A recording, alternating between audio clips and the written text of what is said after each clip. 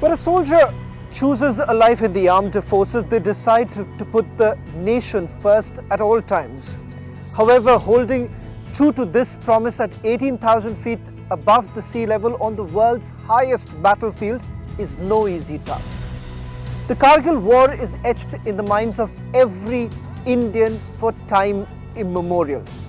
Today we remember those soldiers who displayed indomitable courage, resolve and determination beyond the call of duty. It's their resilience that led to India winning a battle that lasted for over 3 months, where both sides lost lives, with India losing about 490 officers and jawans. Welcome to Darwin Platform Group of Companies presents Army Day 2022, the world's highest battlefield, saluting Kargil war heroes in association with Republic TV. Over 2 decades have passed since the Kargil war took place, but even today it remains extremely relevant in shaping India's security. To take us through the intricacies of the war and also derive insights from brave army men, who better than someone who understands the forces inside out, Major Gaurav Arya. आओ झुककर सलाम करें उनको जिनके हिस्से में यह मुकाम आता है। खुश नसीब होते हैं वो लोग जिनका अल्लाह इस वतन के काम आता है। हॉल ऑफ फेम का निर्माण भारतीय सेना द्वारा सन 1986 में लद्दाख के इतिहास व संस्कृति से रूबरू कराने तथा भारतीय सेना के उन वीर योद्धाओं के अदम्य साहस, पराक्रम व वीरता को दर्शाने के लिए किया गया, जिन्होंने हमारे देश की सरहदों की रक्षा करते हुए अपना सर्वोच्च बलिदान दिया। बस ये बात हवाओं को बताए रखना, बस ये बात हवाओं को बताए रखना, रोशनी होगी चिरागों को जलाए रखना। अपना लहू देकर जिसकी हिफाजत की है शहीदों ने, उस तिरंगे को हमेशा दिल में बसाए रखना। आज हम सब मिलकर उन वीर योद्धाओं को भी याद करते हैं जिन्होंने देश की सीमाओं की रक्षा करते हुए अपने प्राण न्यौछावर कर दिए। अभी आप सभी से अनुरोध है कि आप अपने स्थान पर खड़े होकर मेरे साथ 3 बार भारत माता की जय पुकारेंगे। भारत माता की, भारत माता की, भारत माता की।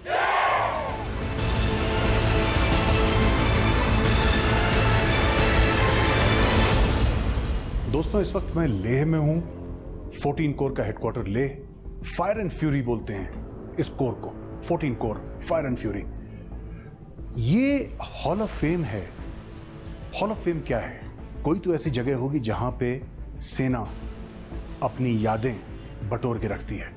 कोई तो ऐसी जगह होगी जहां पे सेना ये कहती है कि हाँ, यहाँ पे हमारी शहीद की यादें हैं, यहाँ पे जो हमने कामयाबियां हासिल करी हैं, जो बड़ी बड़ी पहाड़ियों पे, चोटियों पे हमने जीत हासिल करी है, फतेह का झंडा गाड़ा है, उन सब की यादें वो यहाँ पे हैं। आज मेरे साथ एक खास गेस्ट हैं, मैं आपको उन गेस्ट से मिलवाता हूँ, फिर आपको ले चलता हूँ एक टूर पे। और आइए मेरे साथ देखते हैं इस हॉल ऑफ फेम के अद्भुत नज़ारे। मेरे साथ हैं मेजर अरविंद, ग्रेनेडियर्स रेजिमेंट के। जय हिंद। Welcome to hall of fame sir. Thank you very much Arvind, कैसे हैं आप? I am good sir, thank you. चलिए अरविंद, ये जो हॉल ऑफ फेम है, जितना मैंने अपने ऑडियंस को बताया, आप इसके ज़्यादा कुछ क्या बता सकते हैं कि मतलब ये इसलिए बनाया गया है कि पूरी जो 14 कोर की यादें हैं, लड़ाई जो करी है, उसके लिए बनाया है कि लोग याद करें, प्रेरणा लें, यही कारण है? Yes sir. Hall of fame एक वॉर म्यूजियम है अच्छा, जिसमें इंडियन आर्मी के शौर्य और इतिहास को दर्शाया गया है। इसीलिए हॉल ऑफ फेम बना हुआ सर। बिल्कुल। तो चलिए आइए देखते हैं हॉल ऑफ फेम और आगे बढ़ते हैं। और ये है सामने हमारे Kargil and Siachen gallery. Yes sir. हमारे 2 मेन गैलरीज जी। हैं, the war and heroes gallery, बिल्कुल, and the Siachen and Kargil gallery. ये 2 हैं सर जी। एंड राइट नाउ हम कारगिल और सियाचिन गैलरी में हैं सर। ये बैटल ऑफ टोलोलिंग के बारे में जो बड़ा हमारे दर्शक जानते होंगे, सबने सुना भी है, बैटल ऑफ टोलोलिंग बड़ी मशहूर बैटल हुई थी टोलोलिंग में। और ये बता रहे हैं कि ऑपरेशन विजय का हिस्सा था और किस तरीके से पाकिस्तानी घुसपैठिए आ गए और ये माउंटेन टॉप्स को, स्ट्रेटेजिक वांटेज पॉइंट्स को उन्होंने पकड़ लिया और फिर उनको वहाँ से उखाड़ फेंकने के लिए भारतीय सेना ने अटैक लॉन्च करा। वो एक अगर मैं निचोड़ में आपको कारगिल के बारे में बात बताऊँ तो वो है ये चिट्ठी है, रॉबिन की चिट्ठी। कैप्टन विजयन थापर 22 साल के थे, क्या उम्र होगी 22 साल की, कुछ भी नहीं। बहुत छोटी उम्र में शहीद हो गए। और ये आखिरी पत्र है जो उन्होंने अपने पेरेंट्स को लिखा, अपने माता पिता को लिखा। और ये कर्नल वीएन थापर हैं उनके पिता, जिन्होंने अपने शहीद बेटे को पत्र लिखा कि single minded devotion to duty and battle of point 5140। ये अरविंद, ये देखिए आप, बैटल ऑफ 5140।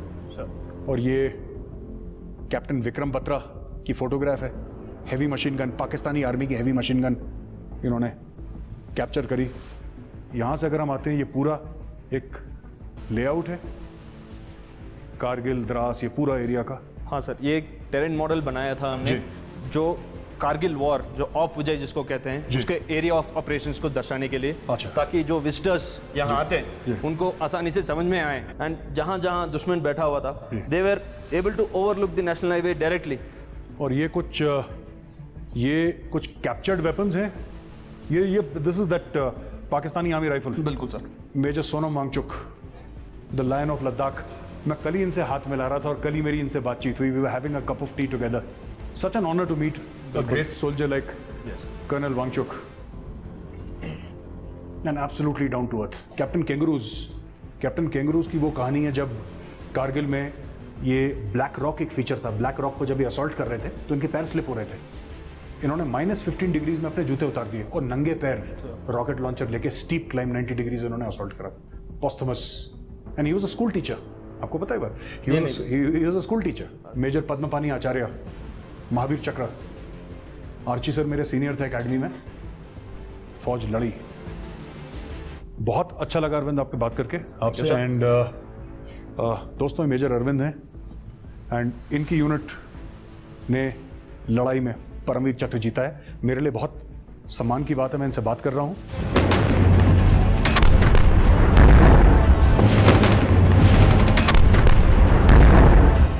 दोस्तों, इस वक्त हम लेह में हैं और मेरे साथ आज एक बहुत खास, बहुत अजीज मेहमान। आइए मैं उनको मिलवाता हूं आपसे और उन्हीं से जानते हैं कारगिल की कुछ कहानियां। मेरे साथ हैं लेफ्टिनेंट जनरल YK जोशी, अति विशिष्ट सेवा मेडल, वीर चक्र, सेना medal, general officer commanding 14 core. Sir, हमारी शो में आपका स्वागत है सर। थैंक यू सर, जहां तक कारगिल की बात है, आप कारगिल में लड़े हैं सर, और 13 जैकरिफ से आपका ताल्लुक है। आप CO थे 13 जैकरिफ के। सर, ये कारगिल वॉर का इंटायर सीक्वेंस क्या है? यानी कि शुरुआत कहाँ से हुई थी कारगिल वॉर की, बीच में किस तरीके से लड़ाइयाँ हुई, ख़त्म कैसे हुआ? ये ज़रा अगर आप हमें सीक्वेंस बता दें तो हमारे दर्शकों के लिए फिर आसान होगा समझना कि लड़ाई क्या थी, कैसे शुरू हुई, कैसे ख़त्म हुई। I would request you sir. Okay, ये एक मानी हुई बात है जी कि भारत के अच्छे इरादों के बावजूद जी पाकिस्तान ने ये घुसपैठ की जी और हमारे इलाकों को LC पार करके ऑक्यूपाई किया और हमारे पीठ पे वार किया। जब उन्होंने ये घुसपैठ की तो उन्होंने LC को क्रॉस किया जी।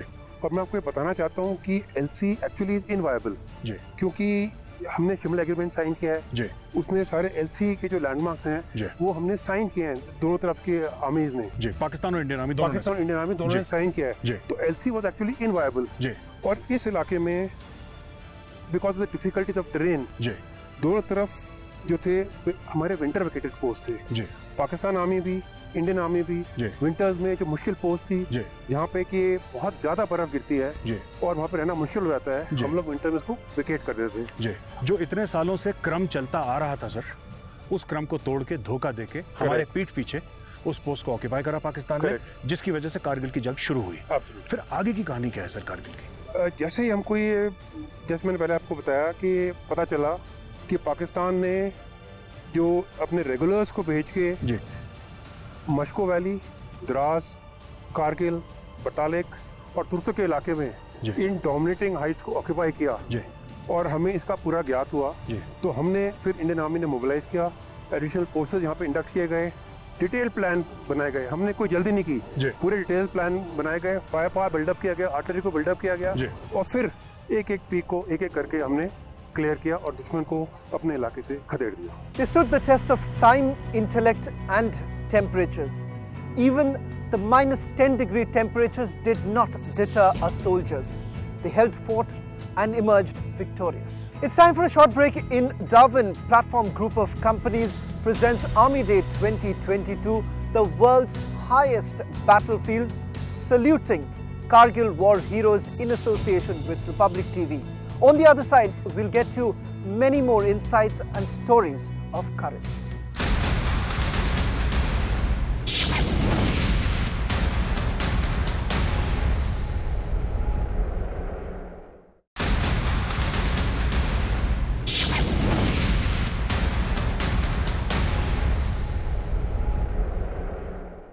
Welcome back. You're watching Darwin. Platform Group of Companies presents Army Day 2022, the world's highest battlefield, saluting Kargil war heroes in association with Republic TV. Well, the first intel about the war came in from a local shepherd who witnessed some sort of an activity that was taking place on 3rd of May 1999.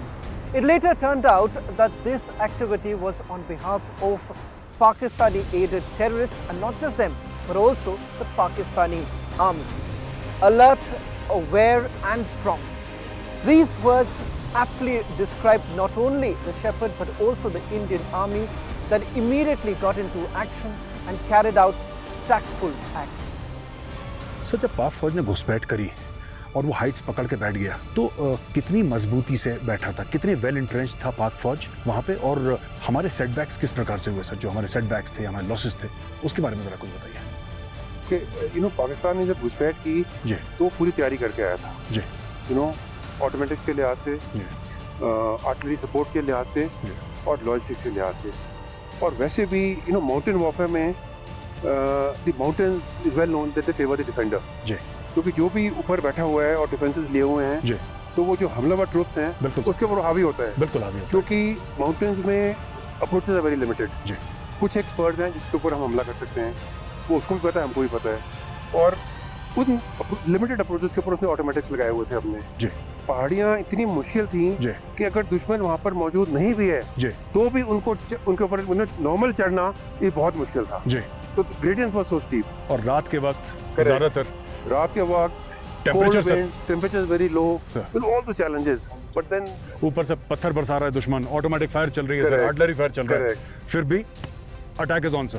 Absolutely and we achieve success against all the odds. Sir, ये leading from the front सिखाया जाता है जब एक gentleman cadet academy में होता है sir, तब से चेटवुड कोड के बारे में और लीडिंग फ्रॉम द फ्रंट, और कहते हैं कि अटैक मत बोलो, से फॉलो मी, ये सब चीज़ें sir we have all learned in the academy sir. Kargil में हमने देखा गया कि जो ऑफिसर कैजुअलिटीज थी वो काफ़ी थी सर। इससे डायरेक्टली मतलब क्या निकलता है सर? गौरव, मैं आपको बताना चाहता हूँ कि जो कारगिल के विजय का जो श्रेय है जी, वो हमारे यंग ऑफिसर्स जी और यंग जवान को जाता है, जी जिन्होंने in the face of the enemy जी दे करेक्ट डिटर्मिनेशन, जी, डेडिकेशन, रिजॉल्व सर जो उन्होंने दिखाया सर इतनी डिफिकल्ट कंडीशंस में, जी, और हमको ये जीत हासिल दी। They were there up front, जी ready to make the supreme sacrifice. जी। तो इसमें मैं आपको ये बताना चाहता हूँ कि जो हमारे ऑफिसर्स थे, जेसीओस थे, जो यंग लीडर्स थे, जी, दे लेड फ्रॉम द फ्रंट जी, और ये दस्तूर रहा है फौज ये का सर। दस्तूर रहा है हमारा। जी तो ऑब्वियसली कैजुअलिटी तो ज़्यादा होनी ही थी जी और हमारा एक्चुअली सक्सेस का कारण ही ये था जी कि हमारे ऑफिसर्स जो थे दे वर लीडिंग फ्रॉम द फ्रंट। जी। अगर हम बात करें कैप्टन विक्रम बत्रा की, सर, वो दाढ़ी बड़ी हुई है कैप्टन विक्रम बत्रा, वो पाकिस्तानी वेपन है कैप्चर्ड उसके बगल में, वो दिल मांगे मोर, एंड राइफलमैन संजय कुमार, दोनों 13 जैकरेफ आपकी पलटन के सर। जब आप कमान अधिकारी थे उस पलटन ने 2 परमवीर चक्र जीते, उसके बारे में ज़रा बताइए सर, क्योंकि ये अचानक यूनिट जिसको कहते हैं ना सर लार्जर देन लाइफ बन जाना।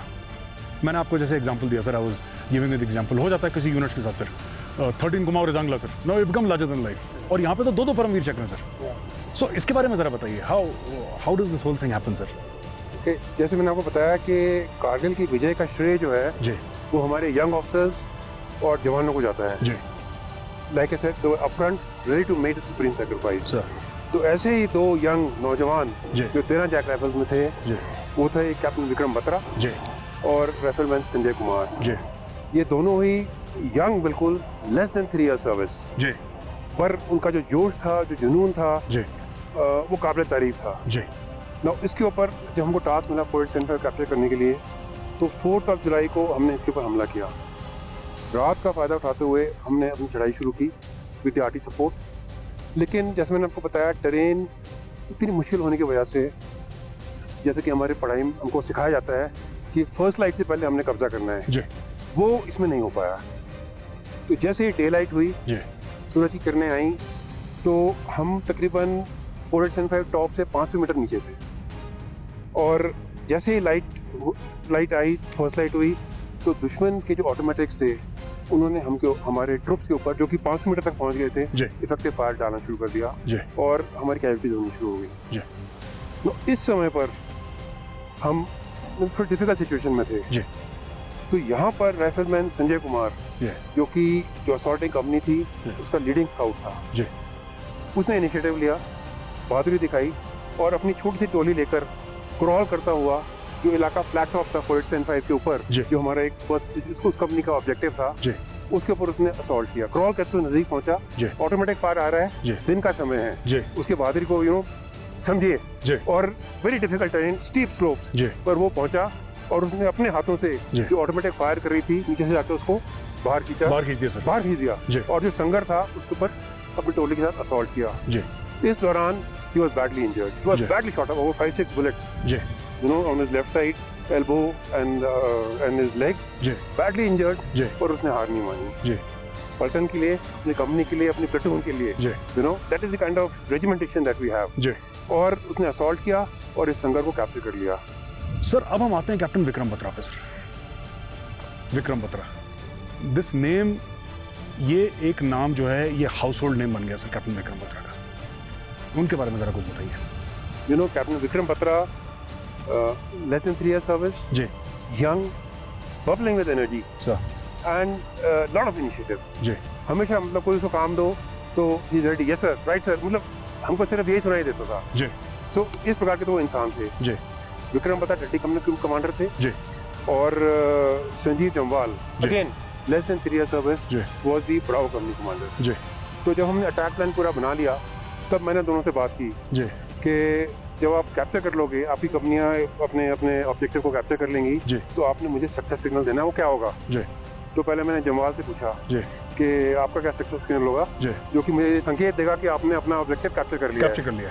तो संजीव जवान ने थोड़ा सोचा, फिर मुझे बोलता है कि सर मेरा सक्सेस सिग्नल होगा ओ या। अच्छा, मैंने कहा ये तो very funny actually, yes sir, पर यंग ऑफिसर लॉट ऑफ जोश, यंगस्टर सर, यंगस्टर बिल्कुल। तो मैंने कहा व्हाट इज या हाँ। तो सर हम एक्सएनडीए हंटर स्क्वाड्रन, Yes. और हंटर स्क्वाड्रन का स्लोगन था उनका एनडीए का, Yes. ओ या। सर, देन आज विक्रम बत्रा, जी, मैंने कहा जब तुम अपना ऑब्जेक्टिव कैप्चर करोगे 5140 के ऊपर, तो आपका सक्सेस सिग्नल क्या होगा। जी, तो ही थॉट फॉर अ व्हाइल, फिर मुझे बोलता है कि सर दिल मांगे मोर।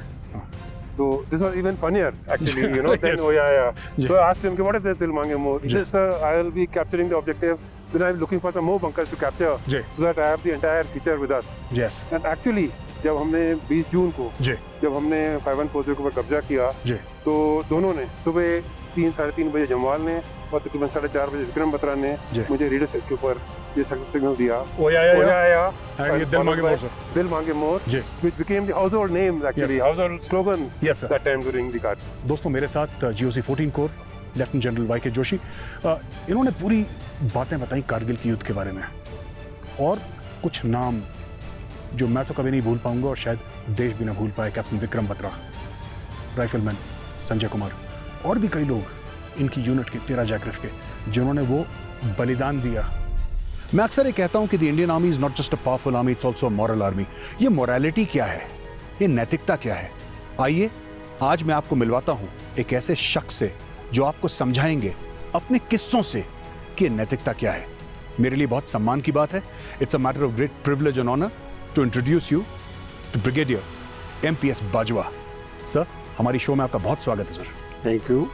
एक आपने मुझे वाकया सुनाया था सर उस जवान का, जिसको आपने उनसे बात करी थी। वो जवान पाकिस्तानी जवान था जिसको हमने कैप्चर करा था, उसकी क्या स्टोरी है सर? इससे पहले कि मैं उस स्टोरी पर जाऊं, जी, मेरे को इस अफसर की एक स्टोरी और बताने दो, जी, जो मैं बोल रहा हूं कि बार बार अफसर आता था आगे।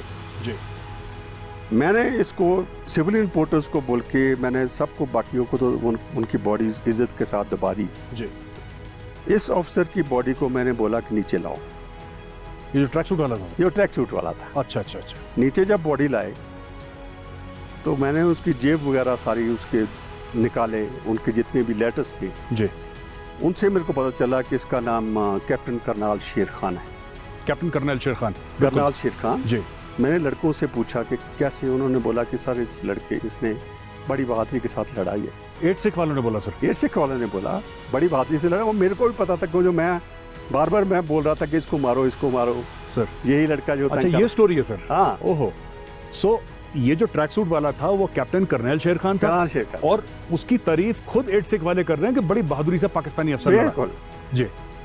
और मैंने उसके मेरे जो एकदम मैंने जो उसी साथ आपने बात की जज साहब से जी, मैंने बोला कि ये जो बहादुर है इसे बड़ी बहादुरी से लड़ा, चाहे कुछ भी हो, हमारा दुश्मन है जी।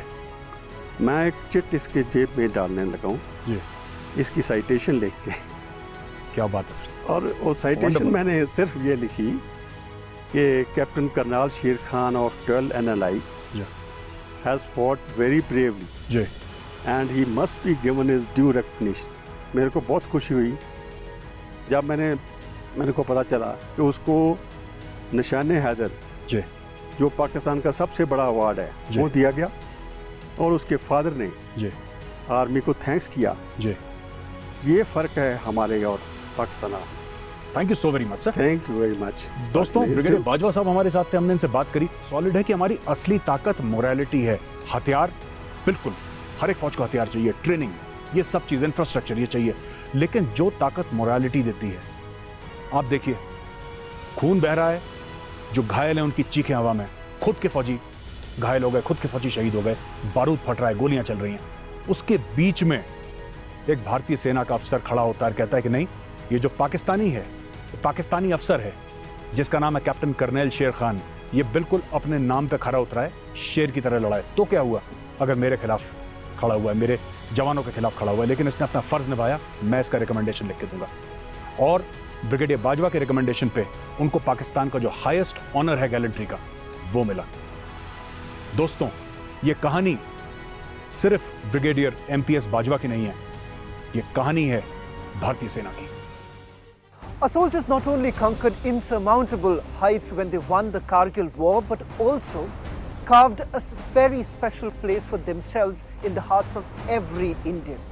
Indeed, it was a tough time for the entire country, but also what this Kargil war essentially managed to do so is instill that sense of nationalism, patriotism and unity across the nation. Kargil war will always remain evergreen for every Indian, reminding us of our glorious past, urging us to remain vigilant in the present and prepare for the future where we create an indomitable India. With this, we come to an end of Darwin Platform Group of Companies presents Army Day 2022, the world's highest battlefield, saluting Kargil war heroes in association with Republic TV.